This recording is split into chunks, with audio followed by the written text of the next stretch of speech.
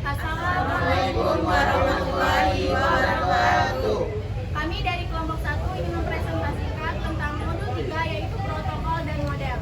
Sebelumnya di sini saya akan memperkenalkan diri. Nama saya Tessa Kristiana dengan NPM 2578257. Nama saya Safina Nawar Putri dengan NPM 257820055. Nama saya Cynthia Ramini dengan NPM 2578233. Saya Nela Rita dengan NPM 2578216. Nama saya Priscilla Dewi dengan NPM 2578203.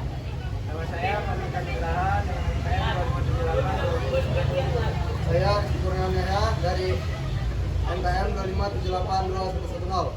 Nah, baiklah, selanjutnya akan disampaikan oleh pemateri 1. Halo semua, di sini saya akan mempresentasikan atau menjelaskan pada modul 3 bagian 1 yaitu tentang the rules yang akan membahas dasar komunikasi jaringan mulai dari bagaimana perangkat saling terhubung, aturan yang digunakan hingga bagaimana data dikirim dan diterima dalam sebuah jaringan. Yang pertama ada device in a network ping dan koneksi, yaitu digunakan untuk memastikan perangkat dalam jaringan saling terhubung.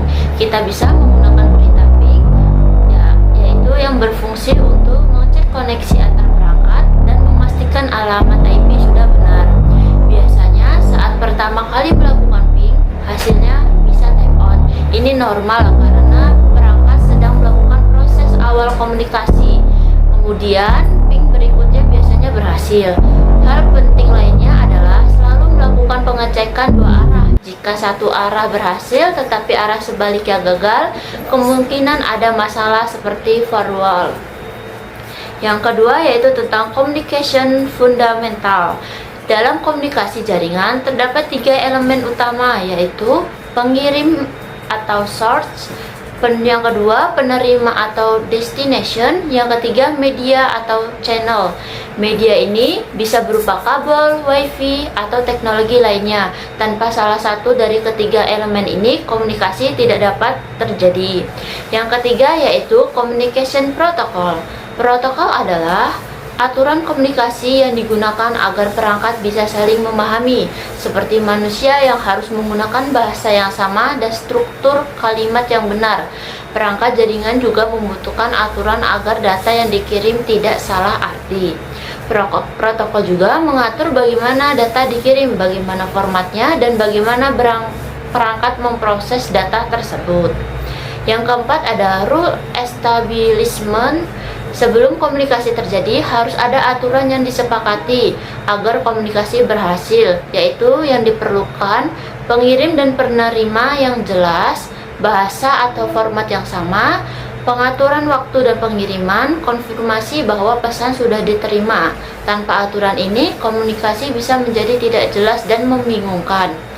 Yang kelima yaitu ada network protocol requirements. Protokol jaringan memiliki beberapa komponen penting, yaitu encoding, formatting, size, timing, dan delivery. Kelima hal ini bekerja sama untuk memastikan data bisa dikirim dan diterima dengan baik. Yang keenam ada message encoding. Encoding adalah proses mengubah data menjadi bentuk yang bisa dikirim melalui jaringan. Contohnya aja seperti teks yang kita ketik akan diubah menjadi biner, yaitu 0 dan 1. Kemudian data ini dikirim sebagai sinyal. Sinyal bisa berupa listrik, cahaya, atau gelombang. Di sisi penerima, sinyal ini akan diubah kembali menjadi data asli melalui proses decoding. Yang ketujuh ada formatting and encapsulation. Sebelum dikirim, data harus disusun dan dibungkus. Analogi sederhananya seperti mengirim surat, yaitu isi surat adalah data dan amplop adalah pembungkus. Dalam jaringan data, dibungkus menjadi paket yang berisi alamat pengirim dan penerima. Setelah sampai, pembungkus ini akan dibuka kembali dalam proses yang disebut decapsulation. Yang kedelapan ada message size. Data tidak dikirim dalam satu bagian besar, tetapi dipecah menjadi bagian kecil. Proses ini disebut segmentation. Setiap bagian kecil dikirim secara terpisah, lalu di sisi penerima akan disusun kembali menjadi data utuh yang disebut reassembly. Hal ini penting karena jaringan memiliki batas ukuran data yang bisa dikirim. Yang ke-9 ada message timing. Pengiriman data juga harus memperhatikan waktu. Ada 3 hal penting. Yang pertama, flow control, yaitu mengatur kecepatan pengiriman. Yang kedua ada timeout, menentukan berapa lama menunggu respon. Yang ketiga ada access method, menentukan kapan perangkat boleh mengirim. Tujuannya adalah agar tidak terjadi tabrakan data atau collision. Yang ke-10 ada message delivery option. Terdapat 3 cara pengiriman data dalam jaringan. Yang pertama ada unicast, satu pengirim ke satu penerima. Yang kedua ada multicast, satu pengirim ke beberapa penerima tertentu. Yang ketiga ada broadcast, satu pengirim ke semua perangkat dalam jaringan. Pemilihan metode ini tergantung kebutuhan komunikasi. Yang ke-11 ada node icon. Dalam diagram jaringan, perangkat biasanya digambarkan sebagai node, yaitu simbol berbentuk lingkaran. Penggunaan node ini bertujuan menyederhanakan tampilan jaringan sehingga lebih mudah dipahami tanpa melihat detail perangkat. Jadi, komunikasi dalam jaringan bukan hanya sekedar menghubungkan perangkat, tetapi juga melibatkan aturan proses dan mekanisme pengiriman data yang kompleks. Dengan memahami dasar-dasar ini, kita bisa lebih mudah memahami bagaimana jaringan komputer bekerja. Nah, mungkin sekian penjelasan pada modul 3 bagian 1 dari saya, akan dilanjutkan oleh kawan saya. Oke, jadi di sini saya akan menjelaskan modul 3.2, itu tentang protokol. Sebelumnya, apa itu protokol? Nah, protokol itu adalah aturan atau standar yang mengatur bagaimana data dikirim, diterima, dan diproses antar perangkat dalam jaringan komputer. Nah, jadi yang mengatur ketika kita ingin mengirim sebuah data, jadi yang mengirim atau yang memproses semuanya itu adalah protokol. Nah, seperti itu. Nah, di dalam protokol ini ada yang namanya Network Protocol Over Review ya. Nah, apa itu? Jadi, Network Protocol Over Review ini itu gambaran umum tentang berbagai protokol yang digunakan dalam jaringan komputer untuk memungkinkan perangkat saling berkomunikasi. Jadi kalau perangkat ingin berkomunikasi atau saling mengirim gitu, nah jadi yang digunakan itu Network Protocol of Review gitu. Nah, terus di sini ada tabel, ada berbagai jenis protokol yang dibutuhkan untuk memungkinkan komunikasi antar satu atau lebih dari jaringan, ya kan? Nah, yang pertama itu ada jenis protokol komunikasi jaringan, yaitu protokol memungkinkan 2 perangkat atau lebih untuk berkomunikasi melalui satu jaringan atau lebih. Nah, contohnya itu seperti Ethernet atau Control Protocol, Transmission Control Protocol atau TCP ya, bisa Hypertext Protocol atau HTTP ya.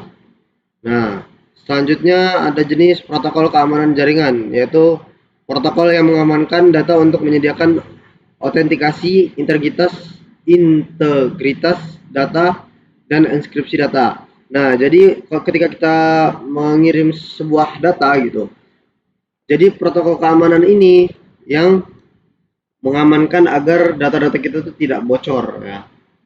Terus ada protokol P-Ruten ya. Protokol ini memungkinkan router untuk bertukar informasi rute, membandingkan informasi jalur dan kemudian memilih jalur terbaik ke jaringan tujuan. Nah, jadi untuk menentukan jalur pengirim ke tujuan itu adalah protokol peroton ya, atau yang disebut routing protokol. Nah, jadi yang menentukannya itu ada di routing protokol. Misal dari sini misalnya kita ingin mengirim sebuah data. Nah, itu ada yang namanya jalurnya dulu. Nah, yang menentukan jalurnya itu routing protokol.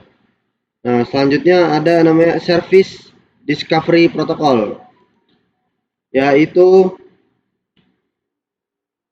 protokol yang digunakan untuk mengidentifikasi perangkat atau layanan secara otomatis. Contoh, dia itu ada kayak Dynamic Host Configuration Protocol atau DHCP ya.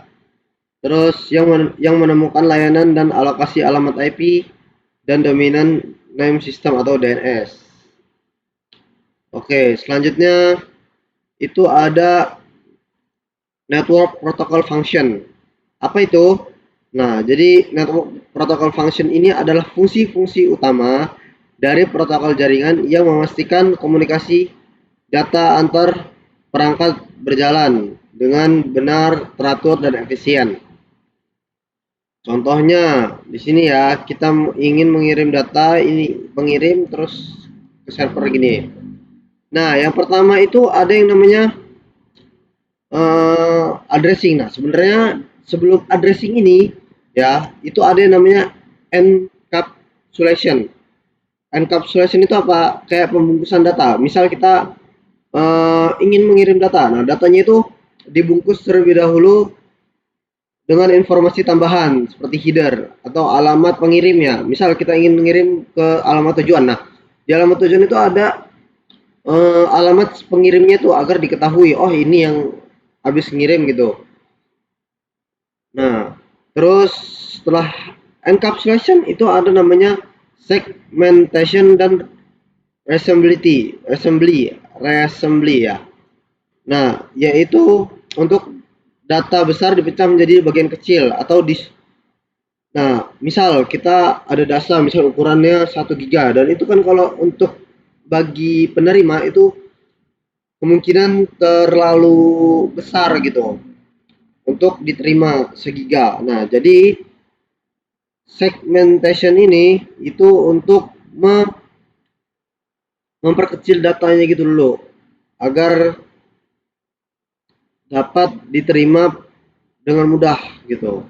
Terus ada yang namanya itu reassembly ya, yaitu disusun kembali data-data secara teratur. Misal datanya nggak teratur gitu. Misalnya dari urutan A ke Z malah dia ADBC. Nah, harusnya kan ABCD dia malah ADBC. Nah, jadi itu disusun terlebih dahulu agar sampai ke tujuan itu sudah rapi. Nah, selanjutnya itu ada yang namanya baru kita masuk namanya addressing. Addressing itu mengidentifikasi pengirim dan penerima pesan yang dituju menggunakan skema pengalamatan yang telah ditentukan. Nah, jadi ada setelah kita enkapsulasi, segmentation dan reassembly tadi, itu baru namanya masuk ke addressing atau pengalamatan ya. Menggunakan alamat IP tertentu, yaitu ada kayak Ethernet, IPv4 dan IPv6 ya. Selanjutnya itu ada reliability. Reliability itu fungsi sebentar.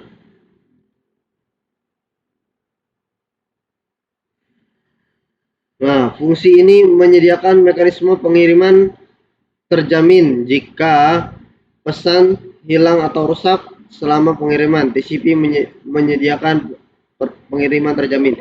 Nah, jadi ketika kita mengirim sebuah data yang sudah tadi di enkapsulasi,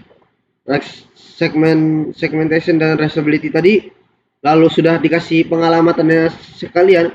Nah, kalau kita sampainya nggak aman, nah itu kan bocor gitu ke orang-orang. Misal kita ingin mengirim sebuah data penting, data negara gitu misalnya. Nah, yang menjamin keamanannya ini sampai dari pengirim ke tujuan itu ada namanya eh, apa resability tadi ya resability tadi. Nah, itu yang menyediakan keamanan itu ada namanya TCP ya.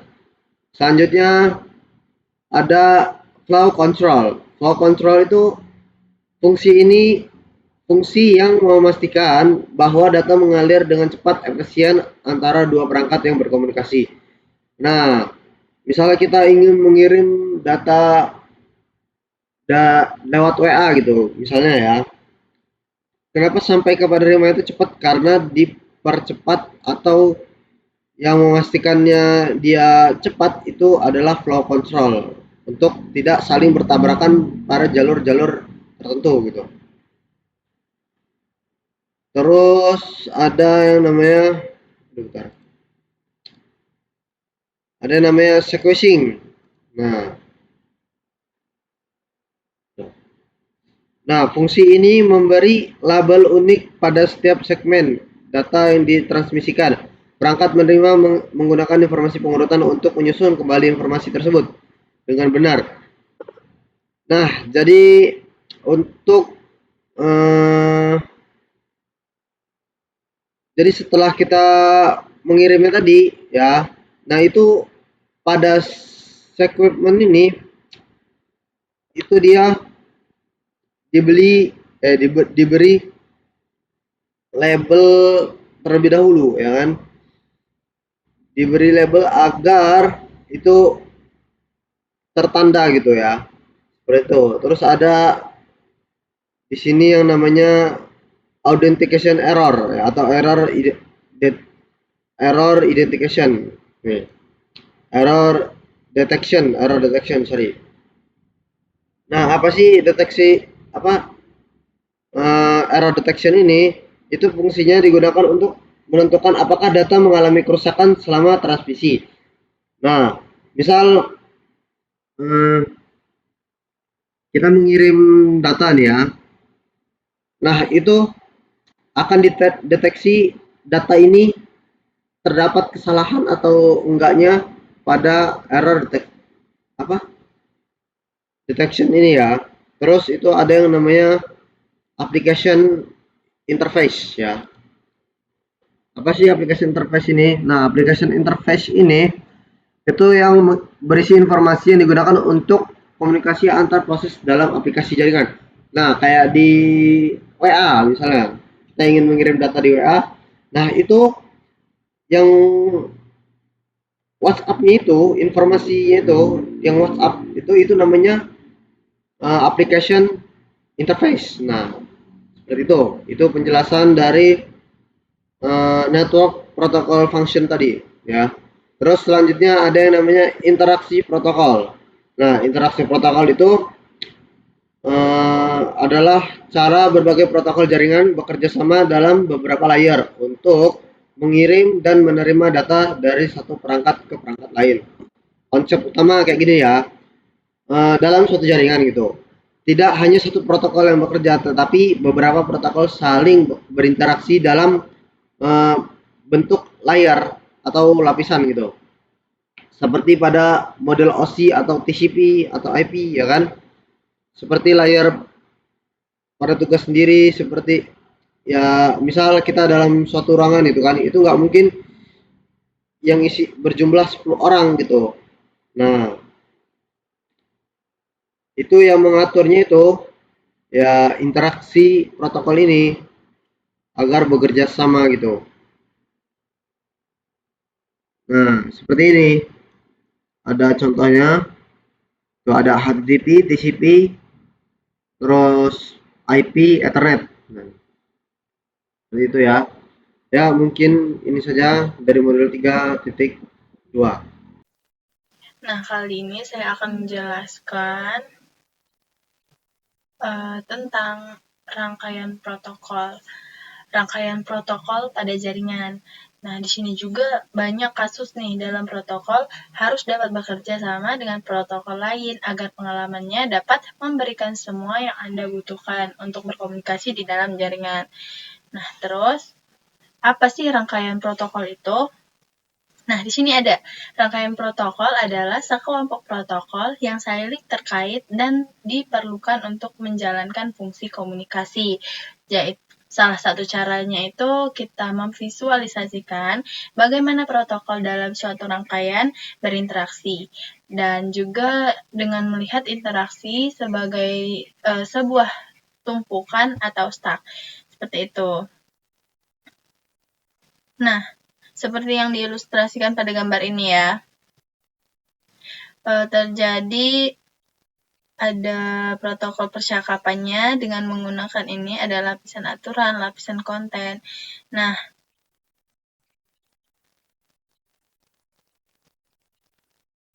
di sini ada lapisan fisik di antara terdapat dua orang dengan suara yang mengucapkan kata-kata dengan lantang.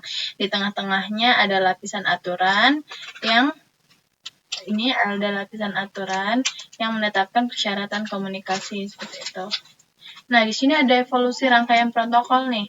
Rangkaian protokol tadi kan sekumpulan protokol. Jadi sejak tahun 1970-an udah ada yang namanya rangkaian protokol yang berbeda-beda. Seperti ini. Ada nama lapisannya, TCP atau IP-nya, aplikasi mengangkut internet akses jaringan. Ini untuk TCP IP-nya sampai dengan network gitu.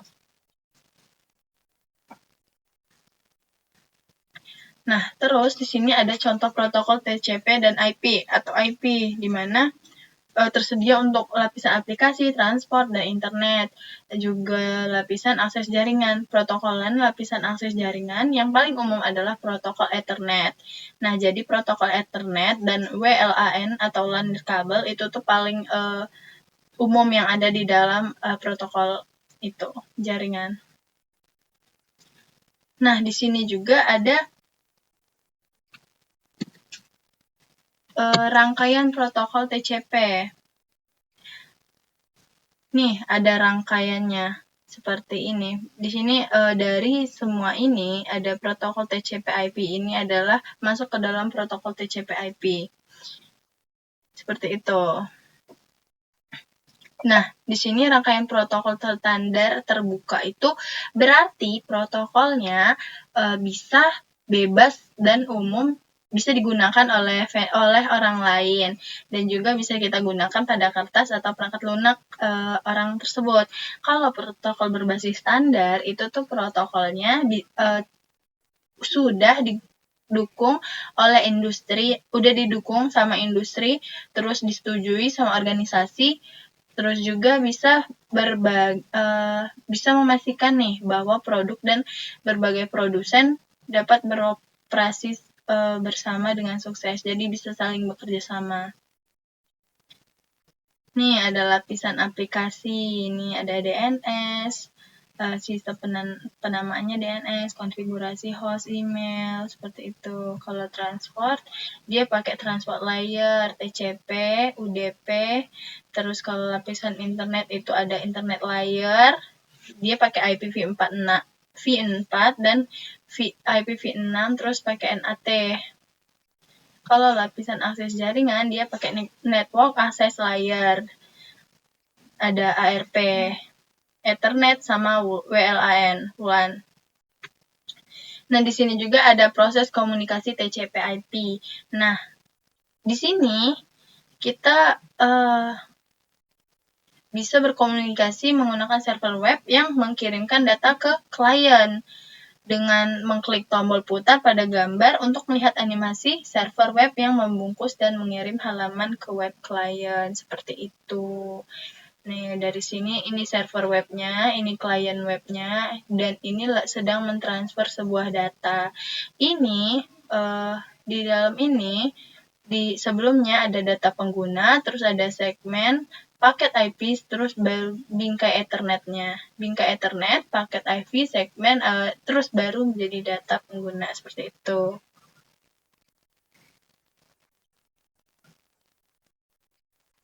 Nah, maka muncullah ininya. Bagian nih. Dari Ethernet terus ini sampai dia berubah menjadi sebuah data seperti itu. Nah, ini tadi yang memberikan, ini bagian ini yang menerima. Jadi dia menerima gini, dari sebuah data masuklah Ethernet, aku TCP, dan masuklah sebuah data seperti itu. Ini keluar datanya. Nah, mungkin cukup sekian materi ini dan akan dilanjutkan oleh teman saya. Saya akan membuat video hands-on yaitu tentang modul 3 ya yang ada di NetAcad, yaitu protokol dan model. Jadi di sini saya ngebahas tentang 3.4 organisasi standar. Yang pertama ada 3.4.1 standar terbuka. Jadi saat kita membeli mobil baru, untuk mobil ada banyak pabrikan yang dapat kita pilih. Misal masing-masing dari mereka akan memiliki setidaknya satu jenis ban yang sesuai dengan mobil gitu. Itu karena industri otomotif menggunakan standar saat membuat mobil. Sama halnya dengan protokol yang ada di komponen jaringan yang berbeda. Mereka semua harus menggunakan standar yang sama dalam jaringan. Standar dikembangkan oleh organisasi standar internasional. Jadi mungkin kayak gitu ya. Nah, di sini tuh ada logo-logo nih untuk setiap organisasi. Ada IAAA, ada IATF, ada ICANN. Jadi itu ada beberapa logo. Nah, di bagian 3.4.2 ini ada standar internet. Jadi berbagai organisasi memiliki tanggung jawab yang berbeda untuk mempromosikan dan membuat standar untuk internet dan protokol. Nah, ini ada beberapa gambar untuk menampilkan organisasi standar yang terlibat dengan pengembangan dan dukungan internet. Di sini ada Internet Society, yaitu masyarakat internet. Yang kedua ada Dewan Arsitektur Internet atau IAB. Selanjutnya di sini saya akan menjelaskan tentang Internet Society. Jadi bertanggung jawab untuk mempromosikan pengembangan dan evolusi penggunaan internet di seluruh dunia. Nah, kalau untuk yang Dewan Arsitektur Internet itu bertanggung jawab atas manajemen dan pengembangan standar internet secara keseluruhan. Nah, untuk Internet Engineering Task Force yaitu mengembangkan, memperbarui dan memelihara teknologi internet dan TCP/IP. Ini termasuk proses dokumen. Setelah itu di sini tuh ada gambar untuk menampilkan organisasi standar yang terlihat dengan pengembangan dan dukungan IP dan termasuk IANA dan ICANN.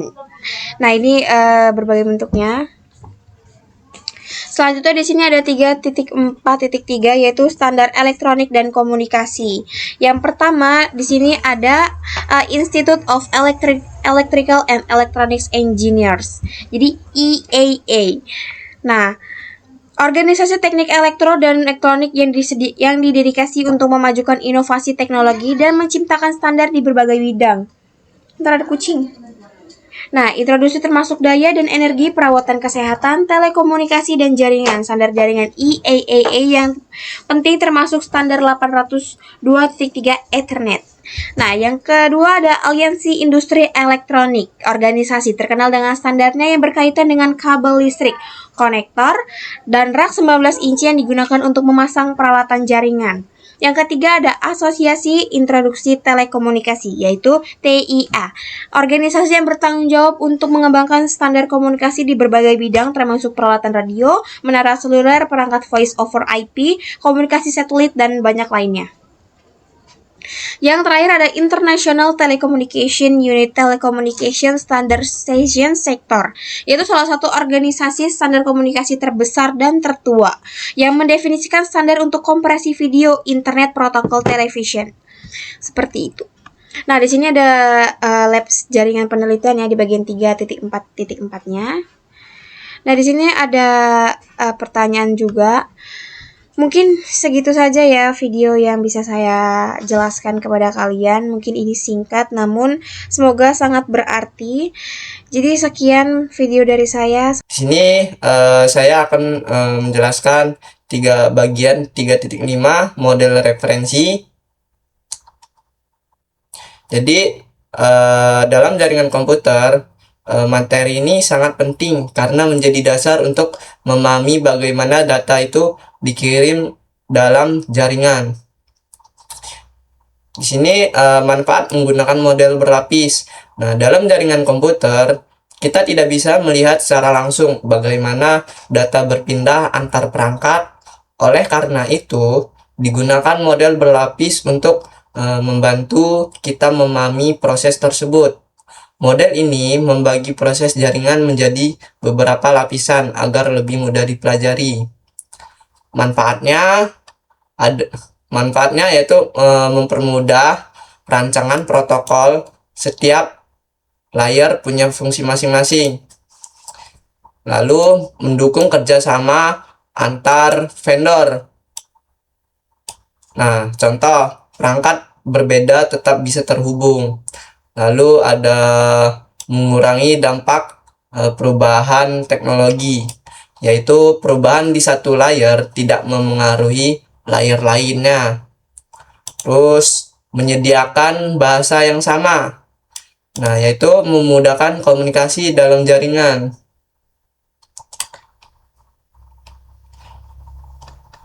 Terus selanjutnya ada model referensi OSI.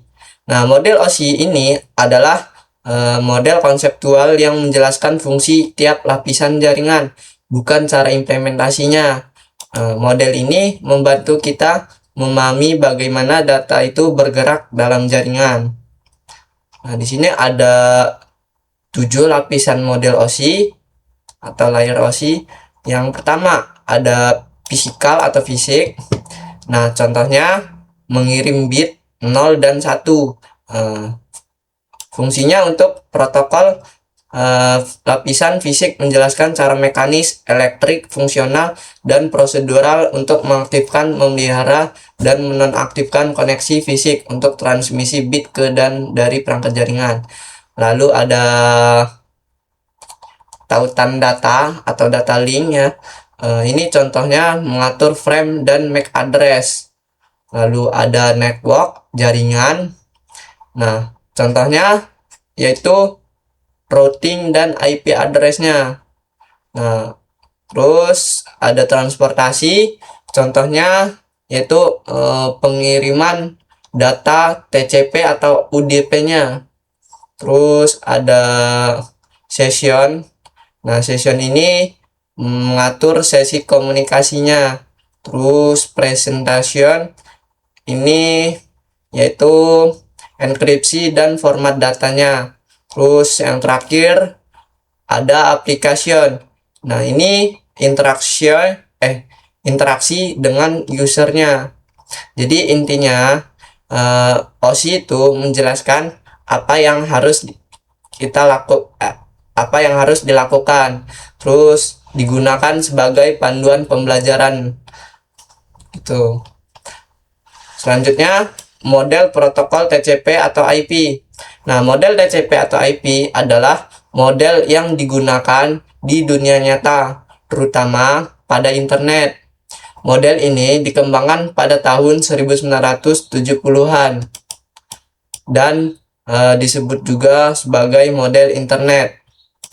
Nah, di sini ada 4 layer TCP atau IP. Yang pertama ada network akses jaringan.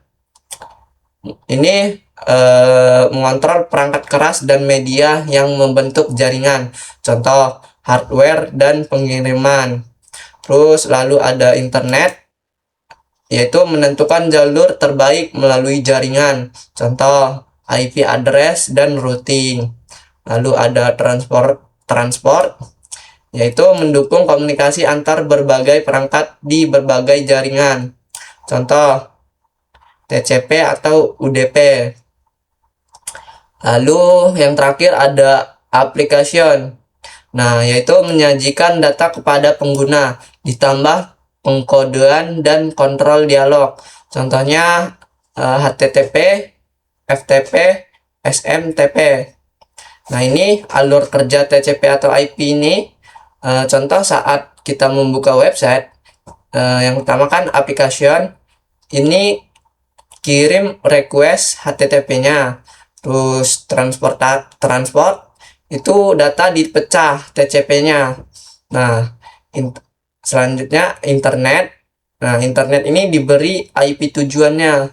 Nah, terus network access. Network access ini dikirim ke jaringannya. Nah, jadi saat diterima itu proses dibalik.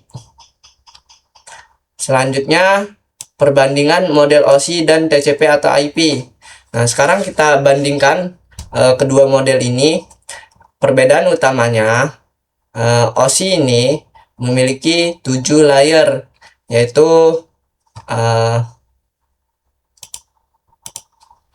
ada physical, data link, network, transport, session, presentation, dan application. Lalu lalu TCP atau IP model ini ada 4 layer. Yang pertama ada application, transport, internet, network access. Nah, terus OSI ini itu perbedaannya lebih detail, sedangkan TCP atau IP model ini itu lebih sederhana. Jadi pada network access, TCP atau IP ini itu tidak menentukan protokol fisik secara detail, sedangkan pada OSI layer 1 dan 2 dijelaskan secara rinci cara kirim data secara fisik. Jadi OSI itu lebih detail, TCP atau IP itu lebih praktis gitu.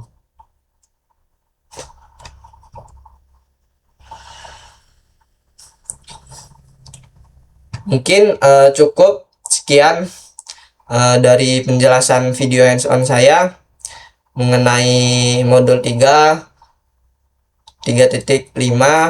Saya Naila Deswita dengan NPM 25782106 dari kelas TRI 2D. Baik, di sini saya akan menjelaskan modul 3.6 yaitu tentang enkapsulasi data. Yang pertama itu ada segmentasi pesan. Oke, sederhananya kita bakal cari tahu nih gimana sih sebuah data itu kayak email atau video itu bisa selamat sampai ke tujuan lewat jaringan internet yang luas banget itu ya. Yang pertama kita bahas soal mengelompokkan pesan. Secara teori kalau kita kirim file yang ukurannya besar banget kayak video atau email dengan banyak lampiran, data itu tuh bakal jadi satu aliran bit besar yang nggak terputus. Masalahnya ini bakal bikin macet ya. Bakal bikin macet karena perangkatnya nggak pakai jalur yang sama gitu. Dan bakal ada penundaan atau delay yang signifikan. Nah, pendekatan yang lebih baik itu adalah membagi data ya tersebut menjadi bagian-bagian yang lebih kecil dan mudah dikelola. Proses inilah yang disebut dengan segmentasi ya. Jadi segmentasi itu adalah proses membagi aliran data menjadi unit-unit yang lebih kecil untuk transmisi melalui jaringan. Jadi kita bagi datanya itu menjadi yang lebih kecil gitu ya. Jadi segmentasi itu kayak membagi aliran data menjadi unit-unit yang lebih kecil seperti itu. Di sini ada kenapa sih harus disegmentasi ya? Karena ada dua manfaat utama. Yang pertama yaitu meningkatkan kecepatan. Karena datanya kecil-kecil, potongan dari banyak orang bisa disisipkan di jalur yang sama tanpa harus nunggu satu file selesai. Proses ini disebut dengan multiplexing ya. Oke, ini gambarnya. Jadi multiplexing seperti ini.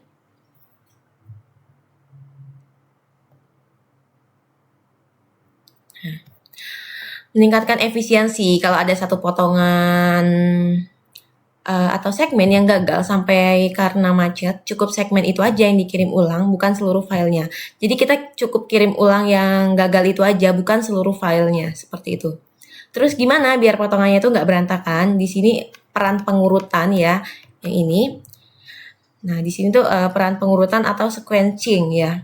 Setiap potongan dikasih nomor urut oleh protokol TCP. Jadi pas sampai di tujuan perangkat penerima tinggal nyusun lagi potongannya sesuai urutan supaya jadi file asli yang utuh ya, seperti itu.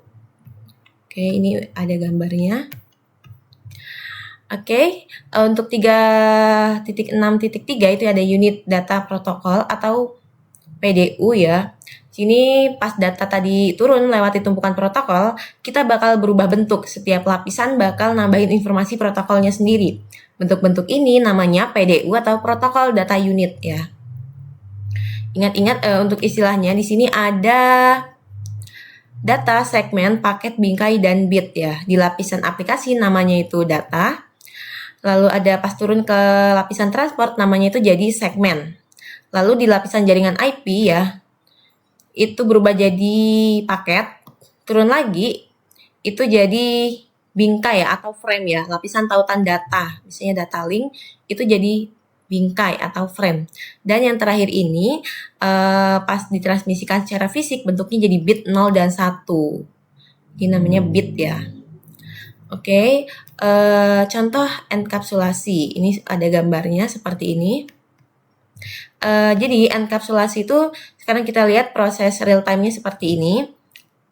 Proses dari atas ke bawah di mana informasi protokol ditambahkan di setiap tingkat ya. Itu disebut dengan enkapsulasi. Ibaratnya kita ngebungkus surat ke amplop, lalu kita masukin ke kotak baru kita kirim. Jadi kayak kita tuh ngebungkus gitu ya. Itu namanya enkapsulasi yang bakal dikirim ke alamat tujuan. Nah, kalau misalnya pas data itu sampai ya, di komputer tujuan tersebut prosesnya dibalik namanya deenkapsulasi. Jadi kalau misalnya deenkapsulasi itu kayak kita tuh membuka paket-paket gitu ya. Kalau enkapsulasi kayak membungkus, sedangkan deenkapsulasi itu kayak membuka paket-paket gitu ya. Seperti itu. Perangkat penerima tuh bakal mengupas atau menghapus satu persatu header protokolnya. Mulai dari atas ya, sampai akhirnya tinggal data aslinya yang bisa dibaca sama aplikasi kita. Itu contoh deenkapsulasi ya nih. Sudah ada gambarnya.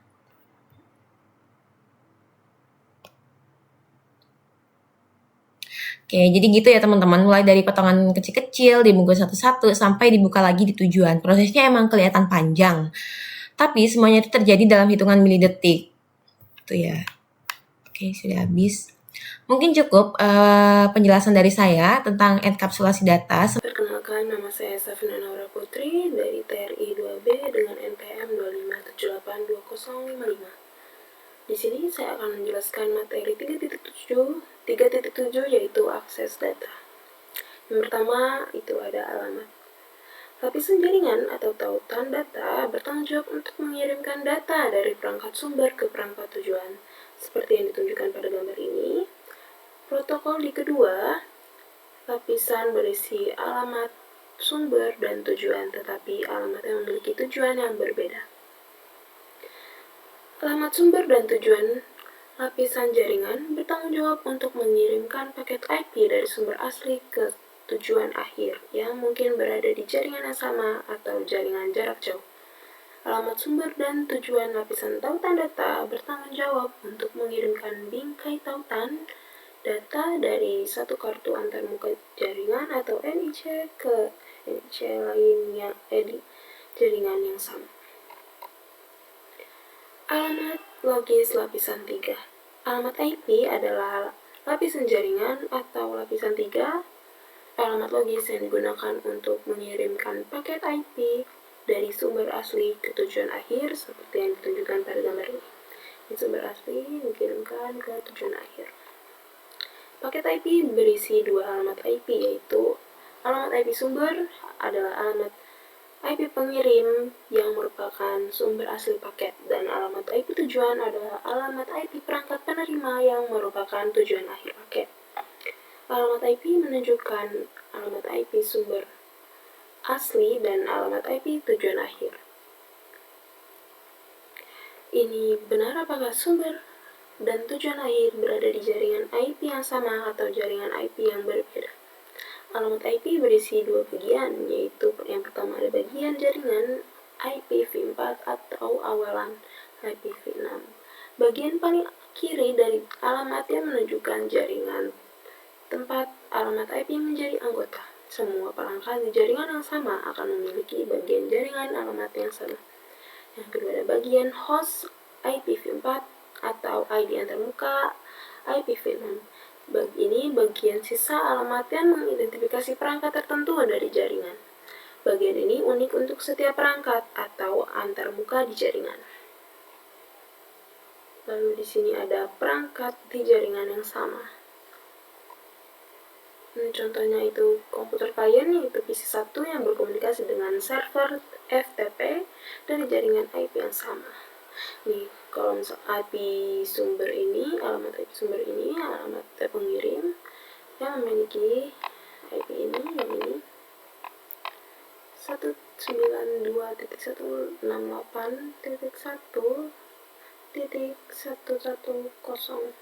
Kalau alamat IP tujuan itu alamat perangkat penerima atau server FTP yaitu 192.168.1.9. Yang ini ya, ini si pengirim, yang ini si penerima. Oke, yang selanjutnya ada peran alamat lapisan tautan data di jaringan IP yang sama. Ketika pengirim dan penerima paket berada di jaringan yang sama, bingkai tautan data dikirim langsung ke perangkat penerima.